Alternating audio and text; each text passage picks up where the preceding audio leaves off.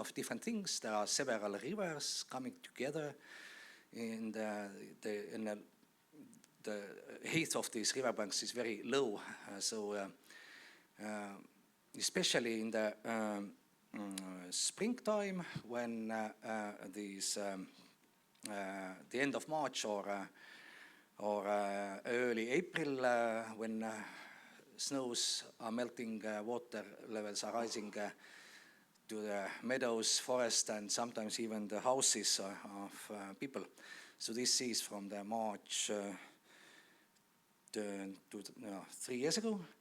But also it can occur in other normal times of the year, like four seasons. Spring is the highest floods, but if it rains a lot, it can happen in the autumn. It also can be in summer. However, summer floods are the lowest. And I don't know if it is a climate change or not, but during last 10 years we see as much winter floods as it is in springtime. And the local people of the villages have been using boats, really old kind of boats made of one log. I use the words log boat and dugouts, or dugout canoes, or dugout boats, or log canoes as a synonyms. So this is a really needed tool to get around. And this natural phenomenon of flooding, annual floods, is the reason why this tradition of building and using boats, which in Estonian has a name Haabjas, is survived until today. 1920s and 30s, let's say 100 years ago, it was used by every farmhouse, every household for transports, not only the flood time, but regularly on the river, like you see a lady with milk bottles, or people was putting several of these boats together and could bring the hay from the meadows a few kilometers away from village. Whatever other reasons, taking your kids to the school, or if there was a funeral, taking a coffin to the churchyard, or also for purpose of just joyride, for having leisure trips. And when I started 30 years ago as a local guide, so my profession is a nature guide, we get this idea from the national park that why not to keep this tradition alive and have courses of building these boats. So during these 5 summers on our farm we had Haabjas building summer camps, and with 2 old master builders living that time. So Jaan Rahumaa, he died Christmas 2000, and then we discussed with Jüri, and he said, let's have a pause, and next year not running the course. And unfortunately, he also passed away a year later. But it has been always a kind of difficult job, so not every man could build their own boat, but there have been people who do it for the others. And the last really professional boat builder was Jaan's and Jüri's teacher, Alexander, who lived in the middle of the last century. And together with brothers, they really built a lot of boats. So also for the other people. Being a nature guide, running canoe trips with regular plastic canoes, I also kind of became one of the builders of today's generation. Together we are 5 people today who are building expanded dugout boats. And it is interesting for you to hear more about the building also. So I have a few photos here about how it is done. So we use aspen tree, and it should be thick, healthy, so not having this rotten in the middle. and it should be a shape of the pencil. So, of course, in nature you don't find such an ideal pencil shape, but straight and roundy. And we would like to see the diameter of the top end 50 centimeters and the log about 6 meters that we use. Haab is a name of aspen. That's how the name of the boat Haabjas. In Finland they call it Haabjo. Our languages are relatives. And also in Scandinavia, the word esping or asping, it has of course already changed the meaning, but it relates also to the tree, which is used for the expanded logboats. So the reason is that the material is really soft and do not crack as easily as pine or even oak or the other trees. So when the tree bark is moved, then we choose a side for the bottom, and we will cut down about 20% to have a flat bottom. And yeah, then we shape it to the form of cigar. I'm sad to say we use a lot of chainsaw. That's also what our builders, our teachers did in 90s. So our aim is not experimental archaeology, but it is a living culture. So electricity has been invented and also the modern power tools. Then, of course, the second phase, hollowing out with axe and adze, as well as chainsaw. So big blocks are easily to be removed with the help of sawing. And we leave the sides 2 centimeters thick and bottom 3 centimeters. Of course, if you make it even thinner, like 1.5, you get a lighter boat. But as we use it for the leisure and often for visitors, so we also want this to be more kind of durable, so not to be broken as easier. So expanding the sites is the most interesting part and exciting, and it needs experience. We light fire, sometimes also 2, but it is if there are enough men, it is easier with a 1 fire, so you can turn the other side instead of walking between 2 fires and the hull. And it is like 5-6 hours work usually. So we aim that the hull, which is a half meter, as I said, becomes a 1 meter wide boat. Not always is it achieved, so it is a process where you have to have your kind of gut feelings and take it carefully, not to break it into the 2 parts.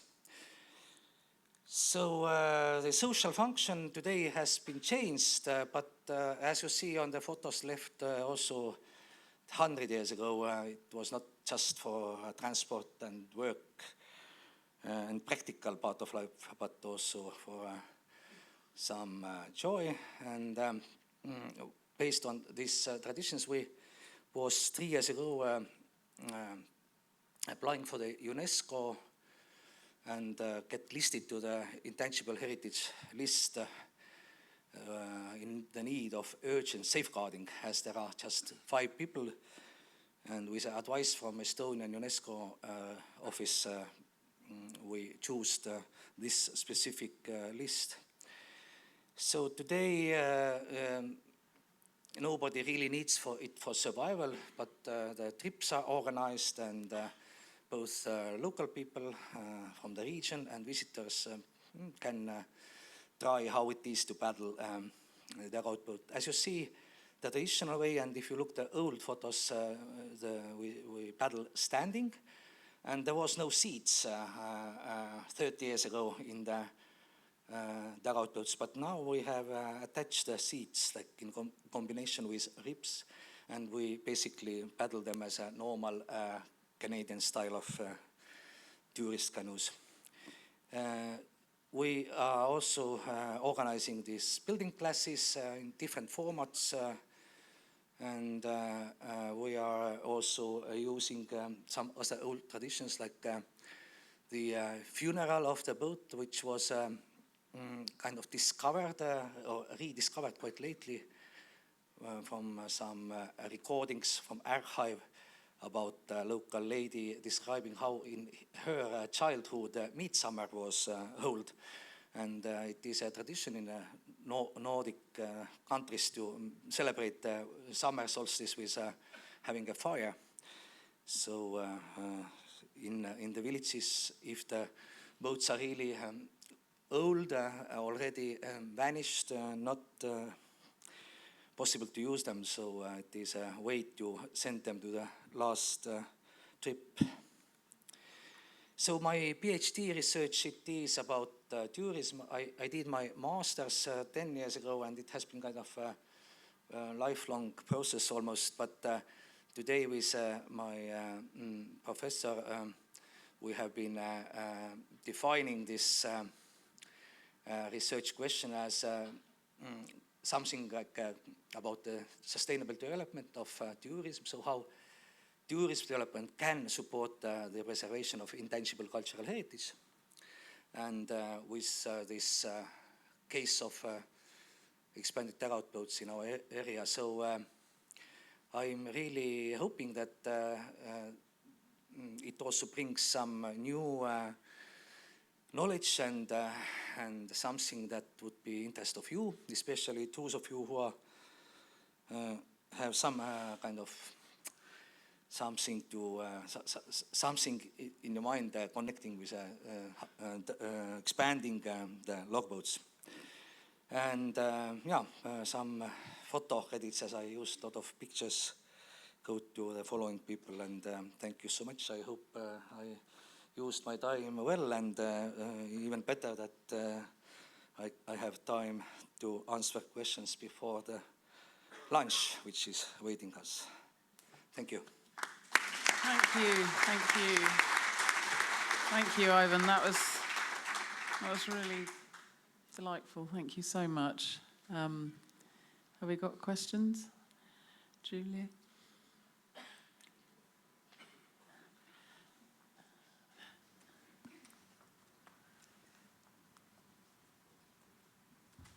Thank you so much. Very, very interesting and exciting. Is the wood treated before using fire, and is the wood treated before putting the boat in the water? No, we don't treat it before expanding it, and we try to expand the green wood. So usually already like a 5th or 6th day is time to expand.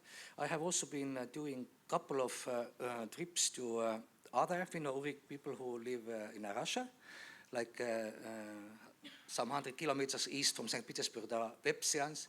So when we went there, we was building in a forest. So also in our case, earlier it has been built inside the forest and like in one row. But today with changed practice, we do it like within summer, usually the boat.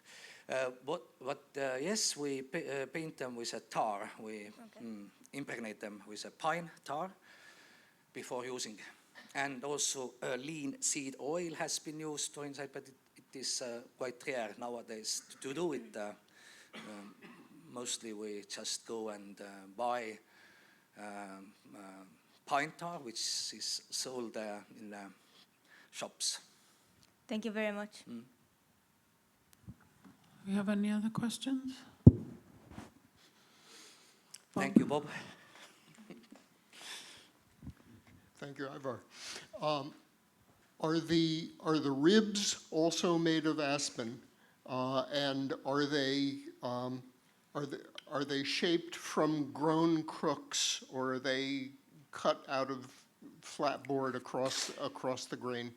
Yeah, I didn't add much of the technical photos, but ribs are made of spruce. So spruce has roots on the top of the ground, more or less. So we use this natural curve. So half of the rib is from the thick thick root, and half of it is from the stem. So this way it is a natural, the fibers are naturally curvy. But also when looking for the old boats that are in some museums of Estonia, not always it has been a spruce, but also different other tree species, but always with this natural curve. Thank you. Anybody? I'm quite interested in the process of knowledge transfer. Yeah. Because you were talking about the boat builders that had been building all their lives, and then you had these schools, which was a brilliant idea. Did you find, I mean, were there points after the boat builders had passed that you were thinking, what did they tell me about this bit? Or I'm just interested to know how that knowledge was transferred, you know, and how, I don't know, how that flowed well, or because there's bound to be something when you're actually building the boat on your own without the, you know, the master standing over you. Yeah, Just interested. it was a great luck that we had these two people still in the middle of 90s, and when we first went to this, one of the masters who was kind of better known, there was already a documentary made by him in 1980s. And he agreed quite quickly that he will come for 1 week in the next summer. And then he came first day alone. But at the end of the first day, he got quite tired because we had like 7 logs on the field, and like 2-3 men for each log. And he's not a very talkative person, and we all had so many questions, and he just went from one log to the other. So he said, let's invite also Yuri next day, and we were like, oh, who is Yuri?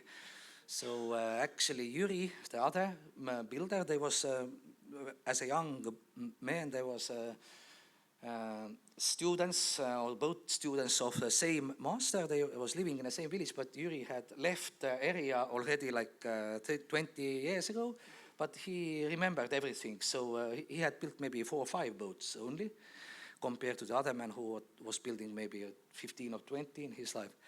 So it was an interesting experience to see that even these two people, they didn't agree in all details. There was always like some different ways to do.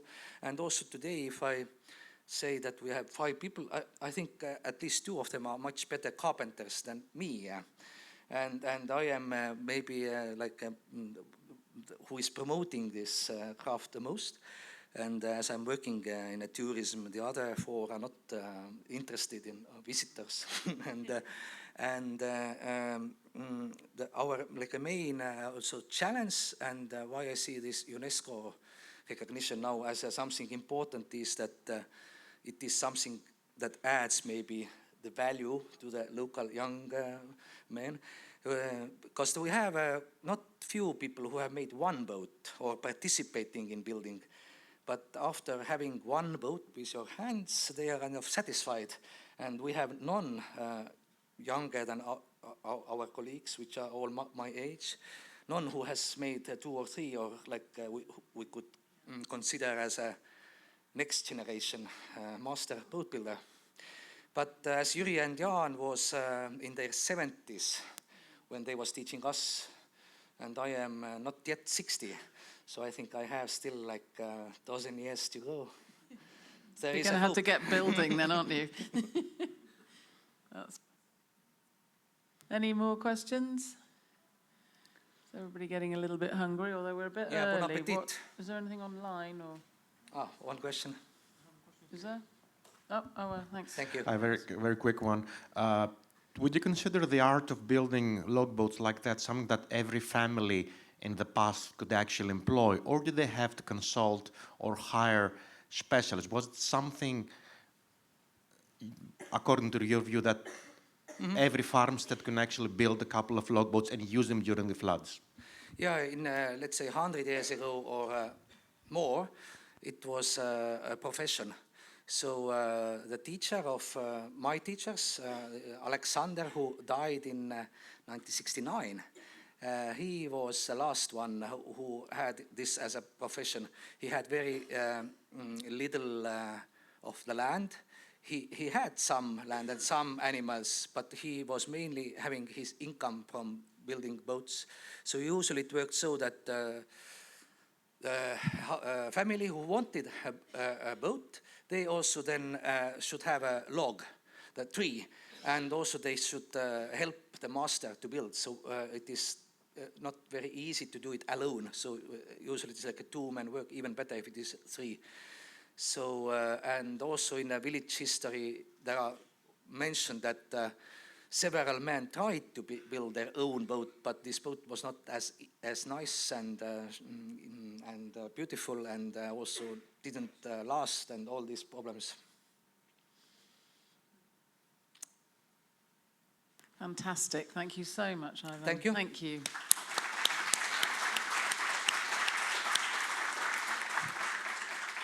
So that's the end of the ethnography section. I think we need a photograph, yeah? Otherwise I'll be in trouble again.